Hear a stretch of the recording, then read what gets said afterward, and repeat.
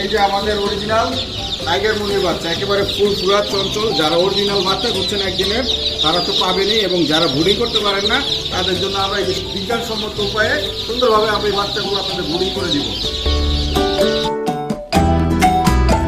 Multi colour, বিভিন্ন কালারের tiger মুরগি বাচ্চা, কত বড় বড় সুন্দর বাচ্চা মাশাআল্লাহ।